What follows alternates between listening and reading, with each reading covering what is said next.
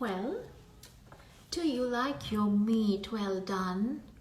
Do you like to shake your booty till the house comes down? Do you feel like a square peg in a round hole when people talk about God or about religion?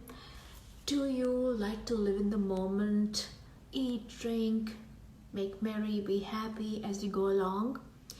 If the answer to the above is a yes, then you are theoretically can pass off as still a good Hindu, except that you are unknowingly following what is one of the least known yet the most widely practiced philosophies of the Sanatana Dharma, known as the Charvaka.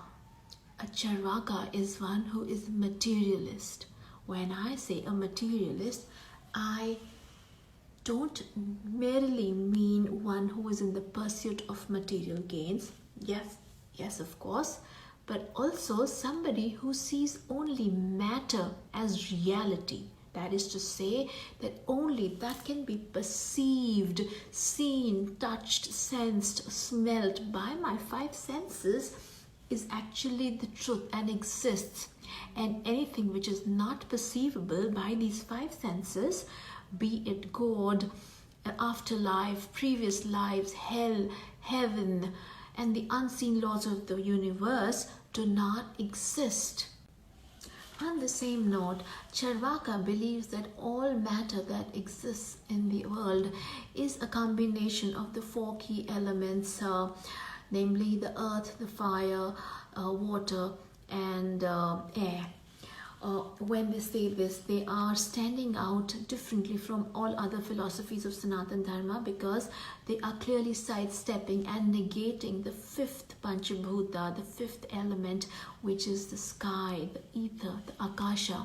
Why? Because it is non-perceivable by the five senses. So going forward, if Charvaka is a believer only of what is perceivable, then how does it prove the existence of the mind and of the consciousness of the living beings?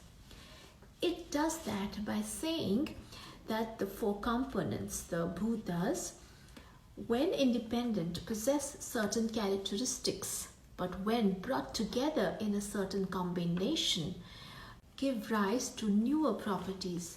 So when the four bhutas comprise the human body, or rather any living body, the fact that those four elements are coming together in a certain proportion gives rise to a new property, which is that those living beings come to possess the mind and the consciousness. To take a simple example, chewing betel leaf, nut, and lime in the mouth produces the red tinge, which otherwise is not present when these three components are separate. So one may say that the mind and the consciousness may be subtle aspects of matter, but nevertheless matter. And these cease to exist when the body dies. Hence, there is no carry forward to another plane, another life. There is no soul, there is no karmic reservoir that is being carried forward. This is a very key and center stage of the Charvaka theory, because it says if there is no carry forward, then why not live in the moment? If there is no God or there is no hell or heaven to judge your actions in the life, then one may as well lead a life which is around the maximization of pleasure and minimization of pain, and live in that moment.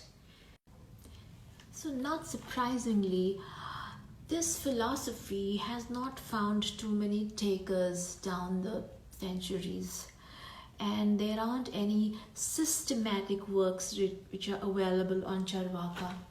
However, all the other philosophies, be it Jainism, Buddhism, Dvaita, Advaita, clearly use Charvaka to explain how not to be.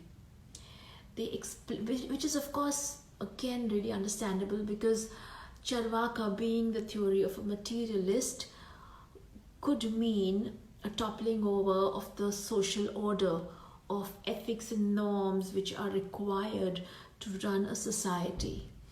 And this philosophy was more or less kept as undermined all along. So there may be some merit to the Charvaka philosophy, because after all it is extremely practical, and that could be a takeaway. On a lighter note, if you are living in the moment, and if somebody were to comment on your hedonistic lifestyle with a highbrow disdain, you can let them know that you are still within the tenets of Sanatan Dharma, because you are a Charvaki.